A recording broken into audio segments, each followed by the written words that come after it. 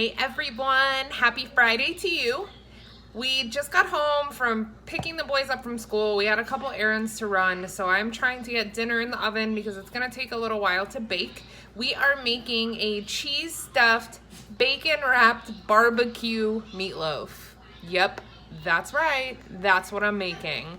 This is actually my tried and true meatball recipe from pre-keto with a few changes. I used to use ground turkey, I used to use breadcrumbs, so I've just kind of made a bunch of adaptations to make it keto friendly. One of them being that we use ground beef now instead of ground turkey. So I'm going to show you guys what you need for ingredients and then we're going to get started. It's a really easy recipe. There's a few ingredients, so I don't want to say it's hard. It's not hard, but it definitely does create a little bit more dishes than I love.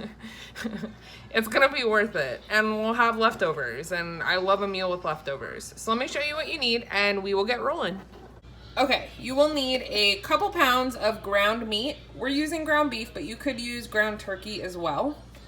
Then 1 cup of diced yellow onion, a half a cup of diced carrot. Don't judge me, we do still eat carrots in moderation. It's not gonna hurt you.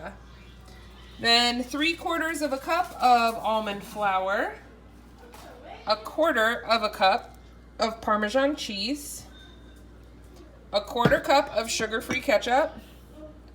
We're gonna be using GHUs today because we're very low on our Alterna sweets, so it's kind of a sad day, but it'll still taste delicious. Then 2 large eggs, whisked, salt and pepper, parsley, a pound of bacon, some sugar-free barbecue sauce, and then I took an 8-ounce block of pepper jack cheese and I cut it in half so we have like 2 cheese logs here. That's it. I love how I say that's it even when it's like an absurd amount of ingredients. Sometimes you just gotta do it. We've both been craving meatloaf and I'm just kind of in a, you know, when you talk about something all week and then you just have to eat it, that's where we're at with this meatloaf. So to get started, we're gonna saute our onion and our carrot first. So we're gonna be putting that into the meat mixture once it's cooked a little bit. So let's do that first and then we'll get rolling. Okay, I've got about half a tablespoon of butter in a pan on medium-high heat. I'm gonna go ahead and add the carrot and also the onion, and I'm just gonna cook this until it gets a little bit of color on it. Should take about 5 minutes. Okay, while the carrot and onion is starting to brown on the stove, we're gonna add a few things to our ground beef here. So we're gonna start with 3/4 of a cup of almond flour. Then we're gonna add 1/4 cup of Parmesan cheese.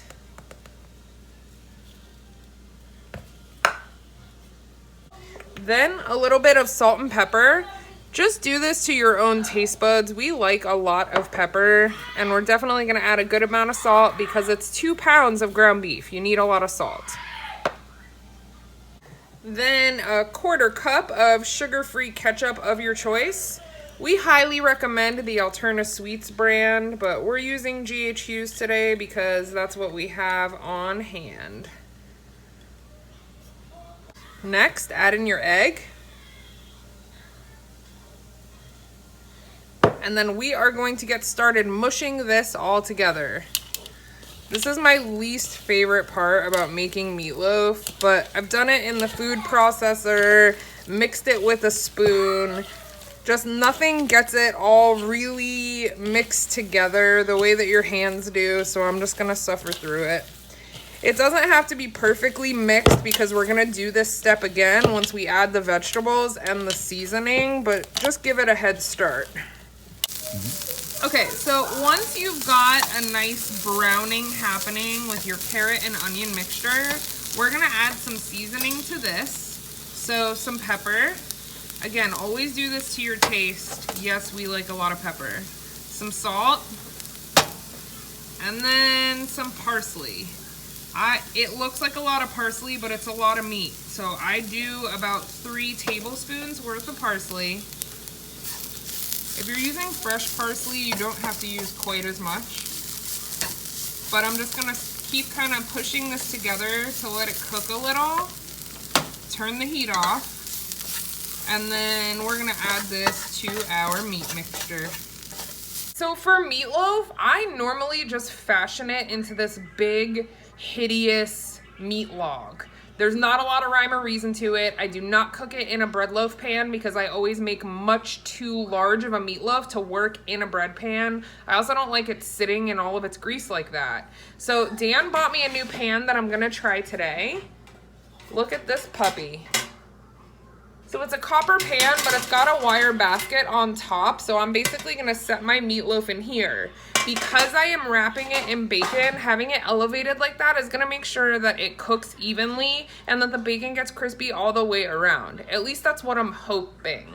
So you can use whatever pan you want. It doesn't have to be this pan. Again, any variation you want. Wrap it in bacon, don't wrap it in bacon. Stuff it with cheese, don't stuff it with cheese. This is just kind of a guideline to show you how we eat and what we like to eat and what we've been eating on this keto journey. That was redundant. I probably could use a cup of coffee. I'm gonna be real with you guys. Mama's a little tired. So let's get these veggies into the meat mixture. We're gonna get it all mixed up. Then we're gonna wrap it in bacon and we are going to smother it in barbecue sauce. You guys will not be disappointed. This will be the best meatloaf you've ever had. Because is anything actually a meatloaf toot without toot. bacon? Toot. I'm tooting my own horn. I know. Okay, so I took the veggies off the heat and let them sit for a couple of minutes. They don't have to be all the way cooled down. You just don't want them flaming hot because you're about to stick your hands in this. So now we're gonna mix this all up and we'll get the cheese in it. Okay, go ahead and preheat your oven to 375 degrees. Then we're gonna take about half of the meat mixture, about half, give or take, and we're gonna start to form it into the base of the meatloaf log. Anytime I've shown you guys a meatloaf, everyone has to rush in and tell me how I should be putting it in a bread pan, but when I tell you that we always make such a giant meatloaf, that is just not humanly possible. So start shaping it into something that looks like a boat that's going to capsize. Okay, so I have my ugly little meat log boat here. See how it has a nice divot in it? That's where the cheese is gonna go, and then we're gonna take the rest of the meat and form it on top. So like you saw in the ingredient list, I have one block of cheese. And I'm basically taking the logs and fitting it into the center of this meat boat here. There's not a ton of like skill or rhyme or reason. You could use shredded cheese, but we just love being able to bite into a thick, melty layer of cheese in the middle. God, I'm struggling today. It's like it's my first video ever. Okay, so get it in there nice and cozy. Then we're gonna start taking the rest of the meat and we're gonna basically add it to the pile and slowly start forming it around the existing meat log. There's gotta be a better way to say it. There just gotta be. No, that's a perfect way. The meat log. Look at this giant meat log filled with pepper jack cheese. It's important to kind of, you want to eliminate a seam if you can help it. So try really hard to just form it all together. I did a pretty good job here. So next what we're doing is Dan is taking the pound of bacon and he's basically making like a bacon manger, okay? So the meatloaf is gonna get sat right in that midsection there, and the bacon's gonna get wrapped on top of it. It's a little bit of a process, and honestly, this part of it is easier if you're doing it on a cookie sheet, because we would have just laid the bacon down and then formed the meat log on top of it, but we're dying to try this new pan, so we're just gonna make it work. Willing to bet there's gonna be a blooper of me trying to put this meat log over in this pan, so stay tuned for that. Ye of little faith. It's not gonna fit. Ye of little faith. Look, I can condense it a little bit. Told you. All right. Ye of little faith. Not little faith, I can measure. We are departing the pan. Welcome to the worst idea I've ever had. Do you want to use a spatula? Yes. Spatula. Take 2. Spatula to the rescue. Worst idea I've ever had. Dan was right. One day she'll learn. Never. Even when I know I'm wrong, I still defend myself. It's a problem. Right. I'm pretty sure all women do that. Am I gonna have to grab the bottom? No, I've got it. We're going. We're moving, and it fits. We're moving and it fits. It fits, I sits. Oh. Come on. Oh. Yes. Oh. Yes. Oh, God. And we have liftoff.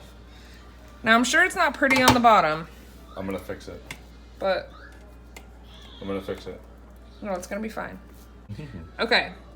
I put a little bit of sugar-free barbecue sauce into the bowl, and we're gonna take a basting brush, and we're going to give our beautiful meat log here a quick baste of barbecue sauce. Then we're gonna wrap it in the bacon, and we're gonna baste it in the barbecue sauce again, and it is gonna taste like magic in your mouth. If only we had Alterna sweeps. That's what she said. Also known in the barbecue world as, this is the barbecue glue. That's true. It does hold the bacon on, but again, you could do it without it if you really wanted to. So now what we're gonna do, Oh man. is we're gonna start wrapping the meat log with the bacon.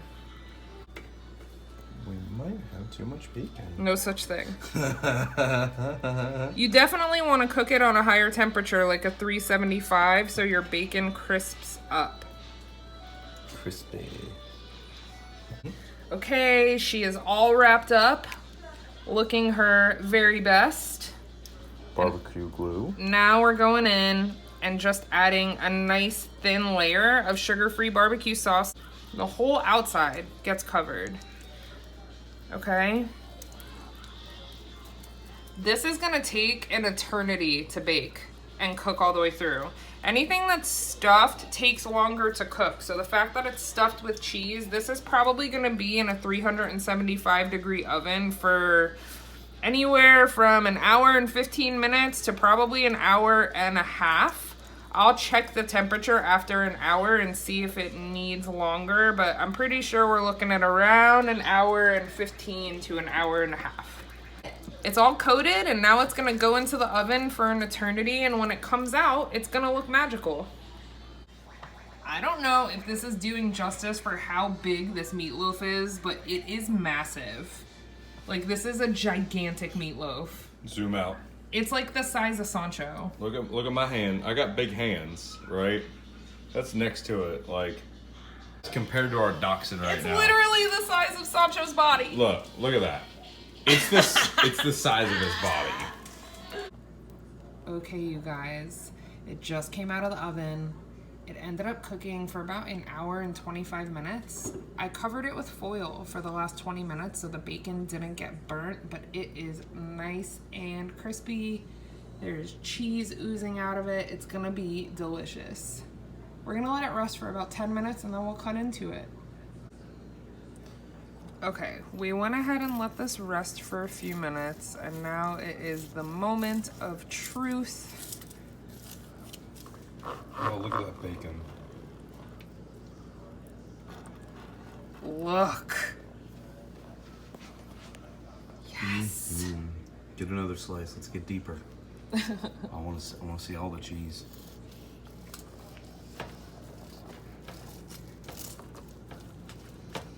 This is definitely like food porn. Oh, there it goes. Oh, so cheesy. Yes. Okay. Here's my plate. Here's Dan's, or maybe vice versa. We also made big garden salads. We did a big salad with it, so I'm not gonna make like a side dish or anything. Like, it's actually really late here. The kids went to bed late. It's like Friday night. Like, whoa. But I wanted to show you guys how to make this. God, that was like... Dan was like, does it good?